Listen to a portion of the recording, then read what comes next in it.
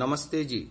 125वीं श्रव्य कणिका सत्यार्थ प्रकाश स्वाध्याय एवं प्रवचन माला आप सभी धर्म प्रेमी महानुभावों का हार्दिक स्वागत करता हूं।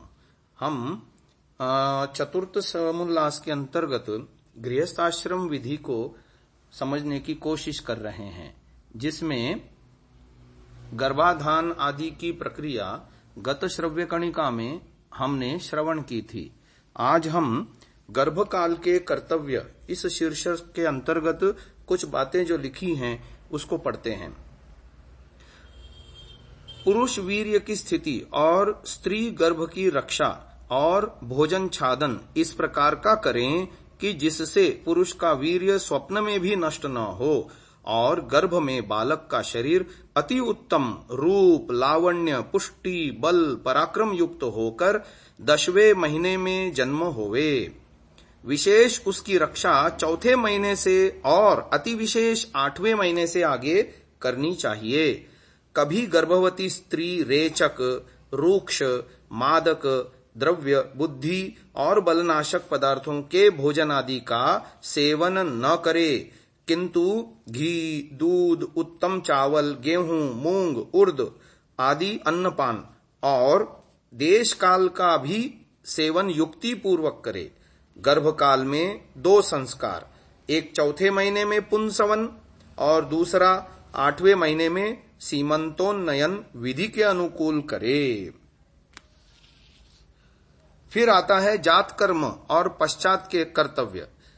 जब संतान का जन्म हो तब स्त्री और लड़के के शरीर की रक्षा बहुत सावधानी से करे, अर्थात शुंठी पाक अथवा सौभाग्य शुंठी पाक प्रथम ही बनवा रखे। उस समय सुगंधि युक्त उष्ण जल जो कि किंचित उष्ण रहा हो उसी से स्त्री स्नान करे और बालक को भी स्नान करावे। तत्पश्चात नाड़ी छेदन, बालक की नाभि के जड़ में एक कोमल सूत से बांध 4 अंगुल छोड़ के ऊपर से काट डाले। उसको ऐसा बांधे कि जिससे शरीर से रुधिर का एक बिंदु भी न जाने पावे। पश्चात उस स्थान को शुद्ध करके उसके द्वार के भीतर सुगंधि युक्त घृ आदि से होम करे। तत्पश्चात संतान के कान में पिता वेदोसीति, तेरा नाम वेद है, सुनाकर घी और शहद को लेके सोने की शलाका से जीभ पर ओम अक्षर लिखकर मधु और घृत को उसी शलाका से चटवावे। पश्चात उसकी माता को दे देवे। जो दूध पीना चाहे तो उसकी माता पिलावे। जो उसकी माता के दूध न हो तो किसी स्त्री की परीक्षा करके उसका दूध पिलावे। दूसरे शुद्ध कोठरी व जहां का वायु शुद्ध हो उस स्थान में सुगंधित घी का होम प्रातः और सायंकाल किया करे और उसी में प्रसूता स्त्री तथा बालक को रखे। एक विशेष बात यहां बतानी थी। नाड़ी छेदन के विषय में मधु और घी चटाने से पूर्व नाड़ी छेदन करे। ये सुश्रुत शरीर स्थान में लिखा है कि अथ जातस्योल्वम मुखम च सैंधव सर्पिषा विशोध्य घृताक्तम मूर्ध्नि पिचुम दद्यात् ततो नाभिनाड़ी मष्टांगुल मायम्य सूत्रेण बद्ध्वा छेदयेत्। अर्थात इसके पश्चात उत्पन्न बालक की जेर और मुख को लवण मिश्रित घी से शुद्ध करे और घी से भिगोई रुई उसके तालू पर रखे। तत्पश्चात नाभि नाड़ी अर्थात नाल को 8 अंगुल प्रमाण खींचकर धागे से बांधकर काट दे। तदनंतर घृत मधु चटाने का विधान है। अथ कुमारम शीताभिरद्भिराश्वास्य जातकर्मणि कृते मधु सर्पीरनन्ता ब्राह्मी रसेन सुवर्णचूर्ण मंगुल्यानामिकया लेहयेत्। अर्थात इसके पश्चात बालक को शीतल जल से स्नान करा के मधु घृत को अनंता ब्राह्मी के रस के साथ सुवर्ण चूर्ण को अनामिका उंगली से चटाए। सुवर्ण चूर्ण से अभिप्राय सुवर्ण शलाका ही है, यानी जो सोने की एक कांडी जैसी बना करके उसके द्वारा शलाका माने लकड़ी, कांडी। तो वेदोसी, पिता द्वारा बालक के कान में वेदोसी कहने का प्रयोजन बालक के मन में यह विचार संक्रमित करना कि तू ज्ञान वाला प्राणी है, अज्ञानी नहीं है। कान में कहने का अभिप्राय यह है कि कही हुई बात को सुनने वाला अपने पास संभाल कर रखे। गुप्त रूप से कही हुई बात अधिक प्रभावशाली होती है। मुसलमानों में भी बच्चे के पैदा होते ही उसके दोनों कानों में अजान पड़ी जाती है। उसके कानों में 4 बार अल्लाह अकबर का नाद सुनाया जाता है। दोनों का अभिप्राय अपनी अपनी भावना और परंपरा के अनुसार बालक के मन में आध्यात्मिकता का भाव जागृत करना है।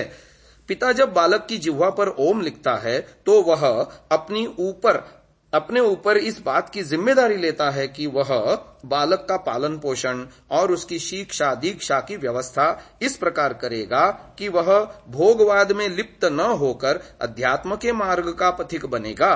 बालक को भी जब बड़ा होने पर इस बात का पता चलेगा तो वह भी अपने माता पिता और समाज की आशाओं को पूरा करने का प्रयत्न करेगा। इस प्रयत्न में जीवन के प्रारंभिक वर्षों में किया गया माता पिता का पुरुषार्थ सबसे अधिक सहायक होगा। बालक को घी, मधु और सुवर्ण का अवलेह बनाकर चटाने का विधान आयुर्वेद शास्त्र में किया है। संस्कार विधि में ऋषि दयानंद ने घी और मधु को बराबर मिलाने का निर्देश किया है। कहा जाता है कि आयुर्वेद के अनुसार घी और शहद को समभाग में मिलाने से वो जहर हो जाता है, इसलिए यह प्रयोग करना ठीक नहीं है। यहाँ यह जानना आवश्यक है कि ग्रंथकार ने मूलतः यहाँ बरोबर शब्द लिखा है, बराबर नहीं। बरोबर गुजराती का शब्द है जिसका अर्थ है यथा योग्य, ठीक ठीक या उचित अथवा नियत परिमाण या मात्रा में। यथोचित मात्रा यानी 1 तोला शहद हो, आधा तोला घी अथवा घी से तिगुना शहद हो सकता है। घी और शहद चटाने का एक और लाभ है। बच्चा जब मां के पेट में होता है तब उसकी आंतों में एक प्रकार का मल जमा हो जाता है जिसे मेकोनियम कहते हैं। आजकल डॉक्टर लोग इस मल को निकालने के लिए अरंडी का तेल, कैस्टर ऑयल देते हैं, परंतु इससे आंतें उद्वेलित हो जाती हैं। अरंडी के तेल की तुलना में घी और शहद का अवलेह यानी चटनी अत्युत्तम पदार्थ है जिसे बच्चा आसानी से चाट लेता है। सुश्रुत 10:10 में लिखा है 2-3 बूंद घी और 5-7 बूंद शहद में किंचित स्वर्ण भस्म मिलाकर अथवा सोने का वर्क घिसकर देना उपयोगी है। घी सदा गाय का ही होना चाहिए, वो भी देसी गाय का। मेकोनियम को निकालने के लिए प्रकृति ने व्यवस्था कर रखी है। संतान के उत्पन्न होते ही उसके भोजन के लिए मां के स्तनों में दूध उत्पन्न हो जाता है। यह पहला दूध जिसे कोलेस्ट्रम कहते हैं बच्चे के पोषण में तो बहुत सहायता नहीं देता, किंतु घी, मधु और सुवर्ण के साथ मिलकर आंतों को साफ करने में सहायक होता है। अब बात आती है ऋषि दयानंद ने जो लिखी है कि यदि मां का दूध न होवे तो किसी दूसरी स्त्री की परीक्षा करके उसका दूध पिलावे, तो वो दूसरी स्त्री को धाई कहते हैं। जो बालक की माता के दूध न हो तो किसी स्त्री की परीक्षा करके दूध पिलावे। यहाँ इस प्रकार की विशेष स्थिति में धाई का विधान किया है। मनुस्मृति 168वें श्लोक से 174 में दत्तक, कृत्रिम, अपवित्र तथा कृतक इन 4 प्रकार के पुत्रों का उल्लेख मिलता है। इन चारों का अपनी जननी यानी माता के दूध से पालन नहीं होता, अपितु पुत्र बनाने वाली माता के प्रबंध में धाई अथवा गाय, बकरी आदि के दूध का प्रबंध करना पड़ता है। वाल्मीकि रामायण अयोध्या कांड सर्ग 7 के अनुसार राम के लिए धाई की जरूरत पड़ी थी। इस विषय में द्वितीय समुल्लास में विस्तार पूर्वक विचार किया जा चुका है। अब